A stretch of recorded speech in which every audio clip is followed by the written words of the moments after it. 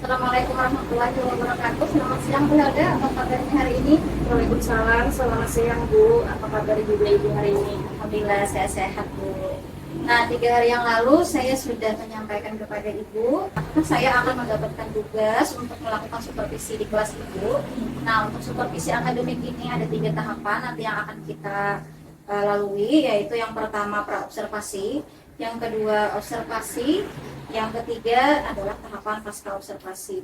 Nah, jadi di siang hari ini kita akan melakukan tahapan yang pertama, yaitu tahapan praobservasi, di mana harapan kita sama-sama di siang hari ini kita bisa dapat berdiskusi, dapat bertukar pikiran tentang kesiapan-kesiapan Ibu untuk melaksanakan kegiatan supervisi nanti. Dan juga nanti agar pelaksanaannya berjalan dengan lancar dan tidak ada hambatan. Dan juga nanti untuk meningkatkan kemampuan Ibu Helda dalam akademik, pengetahuan, serta pengalaman Ibu Helda dalam proses pembelajaran. Nah, jadi untuk membuka percakapan kita pada siang hari ini, kalau boleh saya tahu nih Bu, apa harapan Ibu Helda dari pertemuan kita hari ini? Ya, saya senang sekali Bu bisa berpartisipasi tentunya. Kita bisa berdiskusi tentang untuk supervisi ini juga bisa meningkatkan kemampuan kompetensi saya dan juga saya ingin berdiskusi dengan Ibu bagaimana nantinya perencanaan pembelajaran nanti. Oke, baik. Jadi tujuan kita berbincang hari ini adalah terkait persiapan Ibu ya Bu ya dalam melaksanakan supervisi nanti. Kalau boleh saya tahu nih Bu, nanti Ibu akan menyampaikan materi tentang apa nih? Kami akan belajar materi tentang tema 6, panas dan perpindahannya. Nanti siswa akan belajar bagaimana perpindahan kalor, perubahan wujud benda, serta pemanfaatannya bagi kehidupan juga. Baik, terkait dari materi tentang panas dan perpindahan kalor itu tentulah ada tujuan pembelajarannya ya Ibu ya, yang akan nanti dicapai oleh murid-murid kita. Jadi kira-kira tujuan pembelajarannya apa nih? Ya, nanti saya akan berikan kegiatan membaca dan juga kegiatan praktek. Bagaimana proses terjadinya perpindahan kalor, perubahan wujud benda, serta pemanfaatan lainnya. Juga artinya melakukan pengamatan Bu. Jadi tadi membaca, terus juga praktek, terus juga siswa dapat menjawab pertanyaan-pertanyaan yang diberikan nantinya Bu. Oke. Baik, luar biasa sekali itu ya. Nah, nanti tujuan pembelajaran ini apakah ada nih area yang ingin dikembangkan lagi? Ya, seperti tadi kan tujuan pembelajaran saya yang pertama itu kan membaca Bu. Nantinya mereka akan bisa meningkatkan literasi mereka juga. Dengan membaca mereka mampu memahami bacaan, terus juga terkait mencatat informasi yang baru tentang materi yang saya berikan.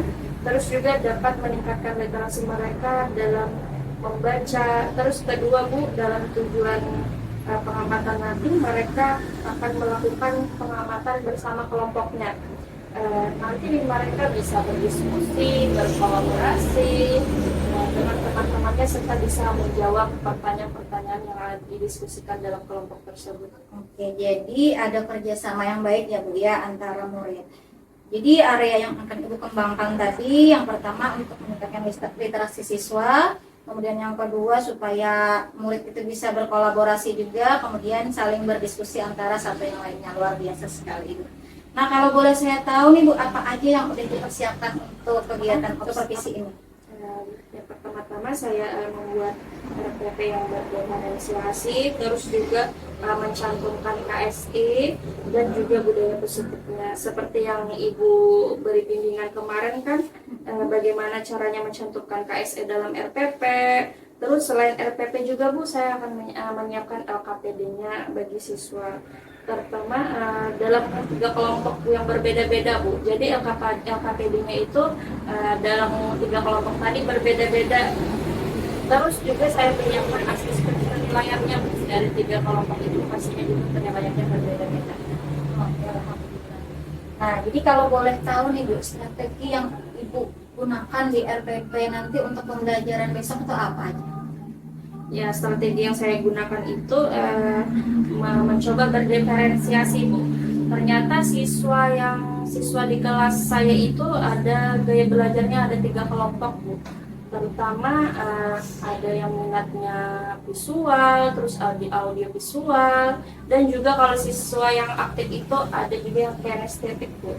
Nah, untuk ketiga kelompok itu saya memberikan pembelajarannya pun berbeda-beda, Bu. Kalau yang auditory, siswa saya itu saya berikan berupa video pembelajaran, Bu, tentang materi yang akan saya sampaikan. Kalau yang visual, kalau siswa saya itu senang membaca, terus suka melihat gambar-gambar, nah saya akan berikan dia belajarnya visual. Kalau siswa yang aktif, Bu, itu nanti akan saya berikan pembelajarannya berupa pengamatan nantinya dengan kelompok, dia bisa berdiskusi, mungkin begitu. Oke, baik. Jadi Ibu menggunakan pembelajaran berdiferensiasi dengan gaya belajar murid yang berbeda-beda ya, Bu. Luar biasa sekali, Ibu. Rasanya saya sudah tidak sabar lagi nih, Bu, ingin melihat pembelajaran di kelas Ibu. Nah, setelah saya mendengarkan nih persiapan-persiapan dari Ibu Helda tentang strategi, kemudian alat peraga, kemudian juga konten-konten yang akan Ibu berikan saat pembelajaran berdiferensiasi nanti. Jadi kapan nih kita akan melaksanakan proses pembelajaran tersebut? Mungkin untuk perencanaan pembelajarannya akan dilaksanakan hari Selasa, Bu. Hari Selasa besok ya, Bu ya? Iya, besok. Oke, jadi hari Selasa besok saya akan datang ke kelas Ibu untuk melakukan supervisi kelas. Nanti saya akan melihat hal-hal apa saja yang terjadi di dalam kelas Ibu. Kemudian setelah Ibu melakukan kegiatan pembelajaran, kita adakan kembali kegiatan pasca observasi yang nanti akan didampingi oleh Ibu pengajar praktik kita. Sebelum kita akhiri, kira-kira apa nih yang Ibu dapatkan dari hasil percakapan kita hari ini? Ini saya mendapatkan gambaran gimana proses pembelajarannya nanti, seperti model, strategi pembelajarannya, dan juga media pembelajarannya yang akan saya tampilkan untuk besok nanti. Oke, baik. Terima kasih atas waktunya Ibu sudah bersedia untuk berbincang-bincang dengan saya di kegiatan praobservasi ini. Nah, sampai ketemu besok untuk kegiatan observasi kelas ya Ibu ya. Assalamualaikum warahmatullahi wabarakatuh. Waalaikumsalam.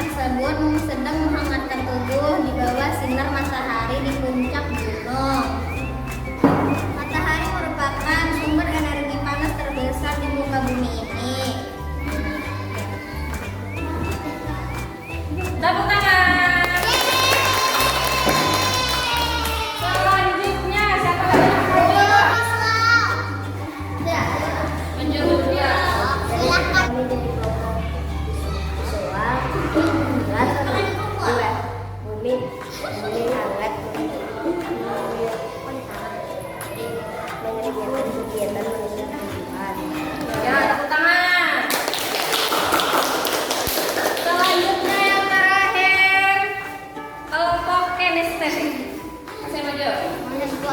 Namanya dari kelompok estetik. Perkenalkan, nama kami. Nama saya Sahara Milia. Nama saya Darmaulina Nazira. Saya Muhammad Tahir.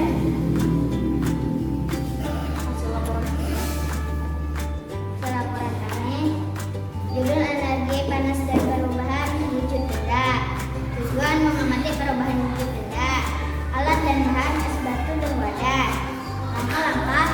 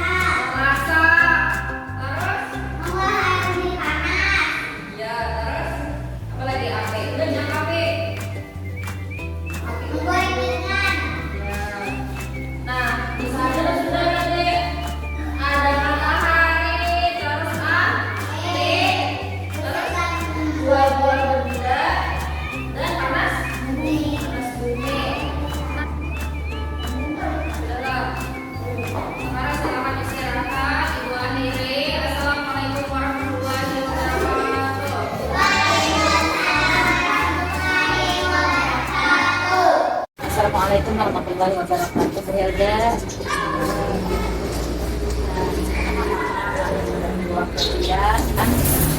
Untuk beberapa saat kemudian ini tugas kami sebagai PT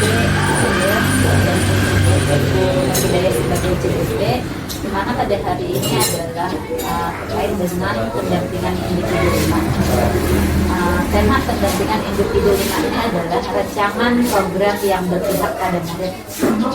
Adapun fokus pendampingan itu yang pertama adalah refleksi penerapan aksi nyata modul 3.1. Yang kedua, diskusi rancangan program yang berdampak pada murid.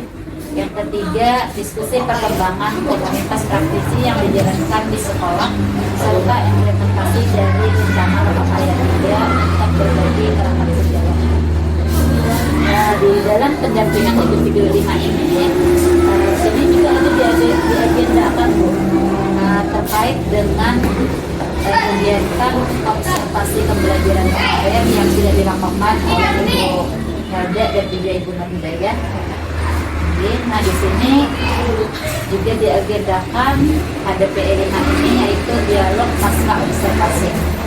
Karena di sini Ibu Nurhidayah sebagai CBP akan melakukan diskusi pasca observasi kepada Ibu Helda.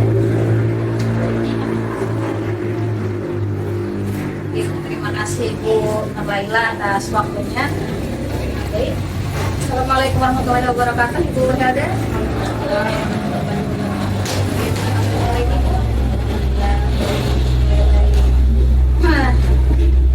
Seperti yang sudah disampaikan oleh Ibu BP kita tadi, bahwa sekarang kita akan mengadakan kegiatan pasca observasi.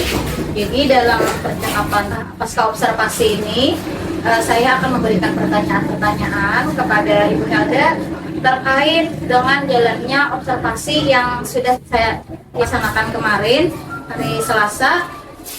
Apa yang sudah Ibu lakukan, apakah tujuan pembelajaran sudah tercapai, apakah strateginya sudah dilaksanakan dengan baik. Nah, jadi untuk pertanyaan pertama, bagaimana nih perasaan Ibu terkait dengan jalan observasi kelas kita yang sudah dilaksanakan? Mungkin karena belum terbiasa observasi di supervisi ini, mungkin ada sedikit gugup, tegang, tapi alhamdulillah berjalan dengan baik. Ya, gugup ya Bu ya, karena banyak yang belum terbiasa seperti itu. Tapi alhamdulillah berjalan dengan baik ya Bu ya. Jadi Ibu, bisakah Ibu ceritakan kembali area yang dikembangkan di dalam kelas, kemudian langkah-langkah pembelajaran yang Ibu lakukan di dalam pembelajaran yang sudah dilaksanakan? Untuk area yang saya kembangkan itu ialah komunikasi dan juga kegiatan kolaborasi siswa.